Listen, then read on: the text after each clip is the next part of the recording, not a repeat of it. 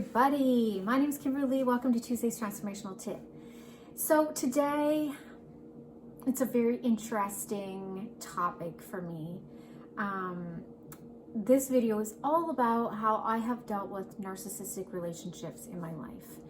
And I'm doing this video because I had a question come in from a student of mine, and we did a whole session around this, about a narcissistic relationship that she has to keep in her life and she's trying to deal with. And so we did a lot of healing, I would say, around that and discussing also. And so I thought I would do a video. She also thought it would be a good idea to have this video out there. And so first I'm going to start with, I'm assuming from the beginning that you know what an empath is and you know what a narcissist is. Like, you've looked at all of the traits of both. And so I won't get into what all that is, but most of you have probably guessed. I don't talk about it a lot, and I don't know why I haven't been talking about it a lot. It kind of just, it's who I am, and so I don't really think about it. But yes, I am an empath, and yes, I am a highly sensitive person. And so I'll start with that. And so that would be the reason why I've had so many narcissistic relationships in my life. I've had about 8. I know, don't say anything. I know. I didn't realize that I was empathic. I thought the way I was, everybody was like that. And so a lot of my childhood was really difficult because I was empathic and because I felt so odd, and I felt so, everything felt so intense that I couldn't do what other kids were doing. And so as I started going through this whole transformation that this whole series is based on, this whole channel is based on, I started realizing that, oh gosh, maybe it's just because I'm empathic that I'm going through all of this. Like, I think that empaths right now, we have been under the radar for most of our lives because we think that, we have thought that everyone is like us. And then when we start realizing we're a little bit different, we have to start facing all the things that we've had to deal with because of that. And now I feel like we're coming into this time where there's like the rise of the empath. Like, the empath is starting to come into understanding the beauty and the power of what it is to be empathic. And I think that for everyone else, they've had the head in the 3D reality, like this fixed reality that we've been living in. But the empath has a head on moving into a fourth and 5D reality, which is living from the heart space, that connectedness, that expansive state of awareness. So I'm guessing, I will just throw that out there, but I think anyone who's connecting to my work, my experiences, my perspectives and sharing are probably highly sensitive or empathic. And so I don't know why I haven't been saying that on this channel. I said it about a year ago, talking about highly sensitive, but I didn't get really into it. And I think that with this rise in power of the empath, I think comes a lot of responsibility, because I think that we're rising in consciousness, and everything is getting more expansive, our consciousness, and everything is shifting and changing, and we see that and we feel that. And so I think that the hero's journey that I talk about, a lot of empaths are going on that journey, just realizing that it's time to recognize who we are and what we're here to do, and how we're here to help or serve or guide or share, however you want to call it, in whatever way is natural for you. And so I just wanted to put that out there before I go into how I dealt with narcissistic relationships. So most of the narcissistic relationships that I had, I didn't realize at the time that they were narcissists. This was kind of revealed to me while I was going through my transformation, dealing with all those wounds and my broken identity that I was trying to let go of and replace it with a new powerful identity, like really stepping into who I am as a highly sensitive person. And so I've been on this journey for 10 years now, like consciously knowing that that's what I'm doing. So in the very beginning of this whole transformational journey, I did have a really severe narcissistic relationship. And that is one of the relationships that I have not been able to exit out of my life. So there are two ways that I've dealt with narcissists that were in my life that I didn't realize were narcissists. So the first one is the relationship just simply had to come to an end. I was starting to lose my mind. And I didn't exit it myself because I didn't realize what was happening. I just kept asking for guidance of getting out of this. I kept visualizing myself in a different place, in a different state, happy, free. And it was really one of those things where I just manifested, it just all unfolded for me. I just manifested that feeling that I wanted, that freedom that I wanted, that out that I wanted. And it all happened. He just left. And it was the biggest relief I have ever had in my life. I felt so free. I felt so relieved. But leading up to that is the really important part of this. I just completely surrendered to what was happening around me. And now we can take this two different ways. Just sit and deal with it. No, it wasn't that. I kind of had a timeline on it of how long I was going to do this. And I just simply became unaffected, completely unaffected by everything that he would do and say. And it was almost like if you could compare it to the dead mouse. I just became a dead mouse. It wasn't fun anymore. And so he left, and it was so wonderful. It took 3 weeks from the realization that I needed to play dead mouse and not get caught up in anything, any of the mind games. He was gone. That was the biggest. No, it wasn't the biggest. It was equally. I had two equally strong narcissistic relationships. So that one ended. So I would say those relationships, if you can, these relationships have to end. They have to end. It will suck you dry, beat you down, just end. It has to end. Now, if it can't end, I've also had a relationship where it couldn't end. And that person's still in my life right now. So what I did was, because I was in transformation at this point, I started tapping into confronting the feelings that I was having about having other people like that in my life. So all the ways that they were making me feel like I just felt like I wasn't capable of anything, and I felt really stupid, and I always felt like I was questioning myself and my reality. I was losing total touch with my reality. Like, am I the bad person? Am I the one that's not understanding this clearly? Am I the one that's really causing trouble? I really started, it was there.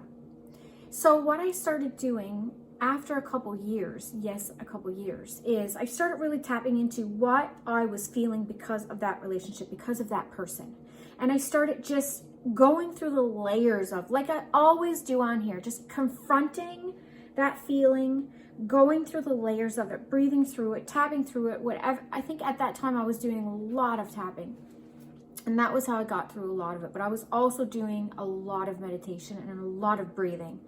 And so all of it together, I got down through all of those feelings of insignificance and stupidity and just I was nothing and I was dirt, and all that shame that was being highlighted, all that shame that I was feeling, I just started digging through all of it, and something really interesting happened, and that was the same thing, the dead mouse. I stopped responding, and I started watching more, listening, and just put up boundaries in that way, because as empaths, we're just all open. And so I started, like, I think that's something really important we have to learn as an empath, and that is to manage the energy flow, to manage who we're allowing to tap into that energy that we have. We're like this endless source of energy,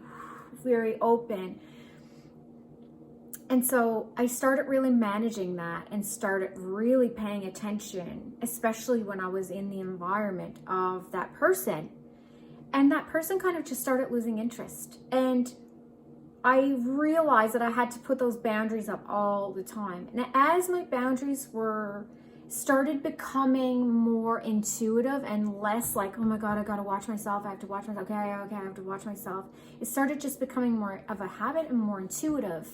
And then I just started doing that on a side note with everyone, because we can't forget that there are always narcissists that want access, right?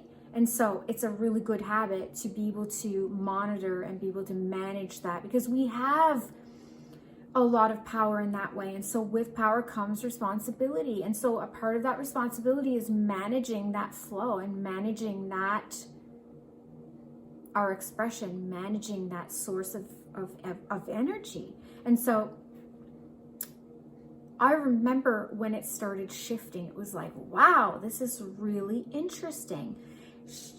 It was just, there was just a loss of interest. And then as it progressed through the years, so it was like that for a while, it still went through stages. And now I would say I have very strong boundaries. I understand who I am so much more as an empath and an intuitive and a highly sensitive person. And I've worked through a lot of the layers of the emotions that went with that growing up like that. Like I said, shame. And so when all of that started changing, I started kind of holding myself stronger, started holding myself more, owning that energy, knowing what I have and owning it. And there was just so much less of a, oh, you guys know exactly what I'm talking about when there's that brain, there's those mind games that just make you go, oh my God, where am I? What, like, what? What is this? Really? Oh my God, I must be going crazy, right? All of that stopped. And it has never restarted, knock on wood, I'm going to do it. So that's two ways that I've dealt with that. And now, so I'll go on to how I deal with it now. So now I don't have any, I just have that one. But I do from time to time sense that somebody wants in too much.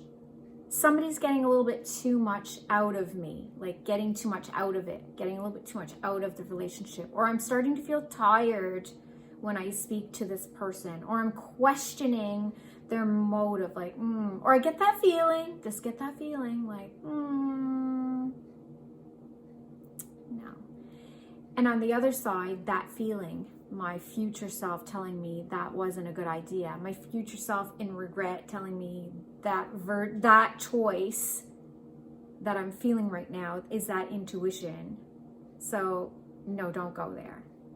So I am very, sometimes I will say, I'll throw something out there and see how it's taken. And if it's not taken, if it's taken in a way that makes me feel like I have to question myself again, no. And other times it's really, really obvious. And a lot of times I just won't get into it. It's just cut it off, move on. Like, I don't even want to know. I don't even want to make sure.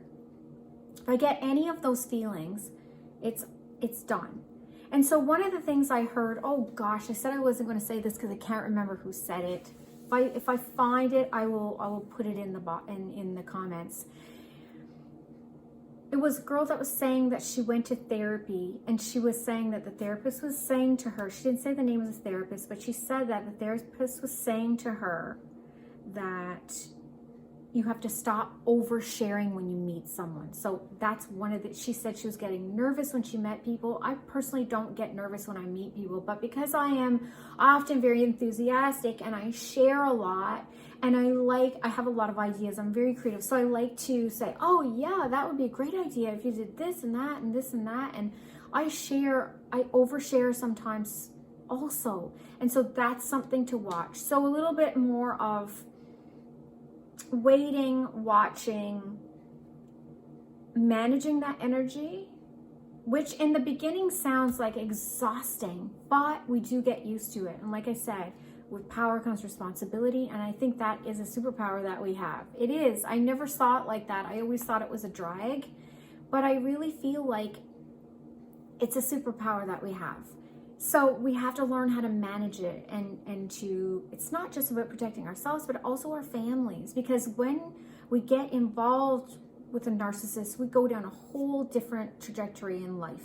It's a whole different place. And I don't know about you guys, but once you've been through it a few times, you just will avoid it at all costs. Even if you get a sniff of that kind of relationship, it's done. Like, done. Right? So I just thought it was, and the girl who prompted this, who was asking me this question, she also has a narcissist that she has to deal with in her daily life and close to her, and it can be very painful. It is very painful. And so what I told her, which is what I think is really important, is she was feeling a little bit like, am I doing the right thing by taking distance? And I think that was one of the key things that helped me with the narcissist that I still have in my life. I took a lot of distance, and you have the right to do that. You have the right to protect your energy, protect yourself and your life in any way that you feel you have to. So taking distance, taking a step back from someone like that is not only a great idea, I think it's necessary. We can have people like this in our lives with really strict boundaries, like managing that energy flow and paying attention and knowing when to step out and move away. Just ignore, because one thing we know, we know this, we know there's nothing we can do to change that. I had this thing where I'm going to change him. I'm going to help change. Well, who am I to help her change? So it was a little bit arrogant on my part to think that I had the answer for him. And so I take this approach that I don't know the answer for these people. I don't know. And I don't even want to try. I don't want to try. We can't change them. They can only do that on their own. The only thing that we have to remember is that something we want in our lives or not? And so if we have someone in our lives that has to be there, then we have to manage that. Whoop, I'll close that. Then we have to manage that so that we can be in the vicinity of someone like that, but still be safe. And so that's how I've managed to do it. I just really, like I said, it's become a habit now, but in the beginning, really watching myself, taking a lot of distance and putting up really strict boundaries on what conversation I will go into. Very careful about that. If I hear one word that is going down a certain path in a conversation, I excuse myself, I have to go to the bathroom, I'm gone, I do something different. I don't even pretend to be kind about the exit. I have to go. It's just gone very quick. I don't overthink it. It's just, oh, there it is, I know it, I'm out. And it has saved me, and it's changed everything. So if if you are dealing with this kind of relationship, know that there are things that you can do. But I always think ultimately the best thing is out. If you sense that there's someone trying to get in like that, just out. Don't even try and just, if you know it, just go with your gut, go with your intuition and just get out. But I thought that I would share this because my student thought, yeah, it would be a great video to do. So I know that most people will say you have to get away from people like this, but sometimes we can't get away from everyone like that. And so just, I think switching, working on our inside, and then putting really strict boundaries, and then knowing how to just really tapping into how much energy we are giving out. And then it's kind of like that, protecting ourselves, protecting our energy, knowing where our energy ends and then someone else starts. It's a challenge for us. And so if we practice doing that, we will see a shift, because if they have to be around us anyway at certain times, then we're really better off learning how to manage it the best way. And I always say, no matter what relationship, go inside and fix whatever is there first. Go in and confront whatever is there first, and then do everything on the outside that we possibly can in interactions to try and save ourselves, keep our sanity. The whole point is to keep the sanity. It's not to help anyone. It's not to be right. At the end of the day, in these relationships, we're just trying to keep our sanity, keep the boundaries clear, and keep the sanity. And what I mean by boundaries is, I will not go in a certain conversation direction, just to be clear. Boundaries are that. We will not talk about these certain things that cause that ruckus that the narcissist loves to cause. Okay, so if there's anything I've missed, anything you want to know, this is just how I've dealt with my relationships, and everything seems to be okay, and I'm able to peg those kind of relationships pretty quick and just opt out right away. And so I have a lot of peace and a lot more energy because of it. I have so much more peace now. And now I'm really starting to tap into and own and understand kind of the superpowers of the empath now. That is the whole transformational journey, slipping out of the identity that I had of disempowered and really transitioning into a more empowered version of myself. And so that's what this is all about. It's what I've been talking about for a year now. So if I missed anything, let me know. And yeah, info@KimberlyPatey. You can always reach me there. You can just comment. Anyways, thank you so much for being here. I hope this helps you even this much. If you have any questions, let me know. And I will talk to you next week on Tuesday's Transformational Tip. Bye. Thanks.